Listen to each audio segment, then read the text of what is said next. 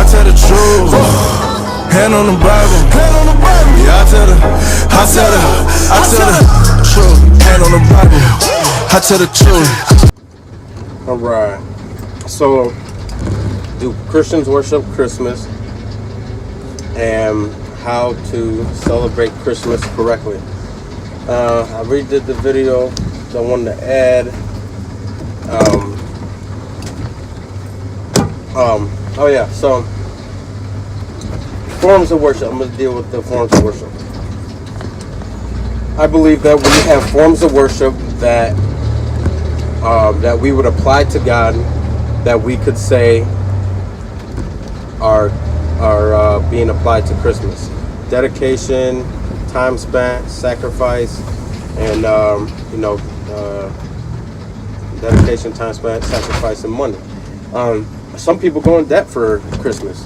Some people think it's a must that they have to celebrate Christmas and they have to do certain things. So there's an obligation there for sure. Christians try to say that, oh, well, I just celebrate Jesus' birthday. If that's what that was all about, then we don't need the trees. Let's just do the manger then. If that's really what it's all about, and not just trying to follow what everybody else is doing. Let's just do the manger and the star, North Star, whatever, and that's it. Why do we need the tree, the mistletoe, the Santa decorations and all this stuff? I mean, that again, we're celebrating Christmas. It's not it's not about Jesus. So just you don't have to lie to yourself. Just be honest. It's you might acknowledge. You might want to acknowledge that it's Jesus' birthday, whatever, but, just acknowledge that you're celebrating Christmas as well. Christmas is something that people attribute types of worship that they would do to God. They attribute the same thing to Christmas.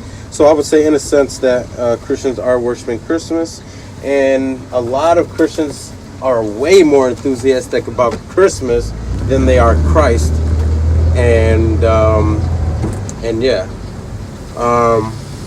As far as how to celebrate it correctly without nullifying the Word of God, like Christ said, Christ was speaking against the Pharisees because they nullify the Word of God for the sake of their traditions.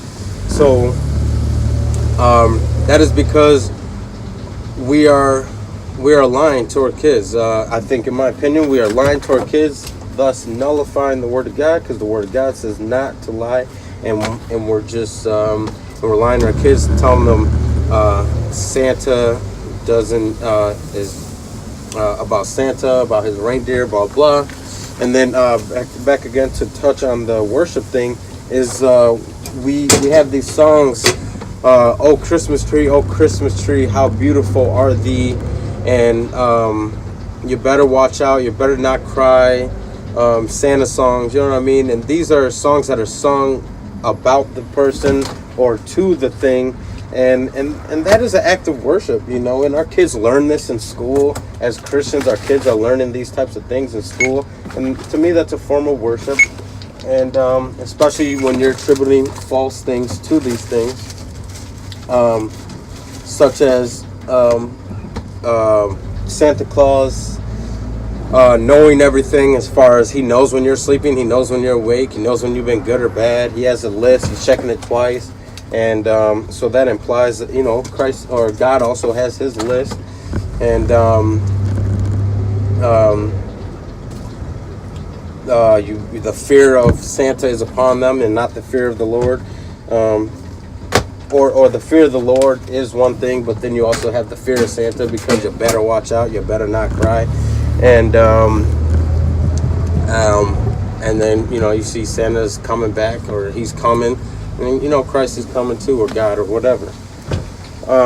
So again, those are acts of worship, and we just have to be honest with ourselves. And it's false worship.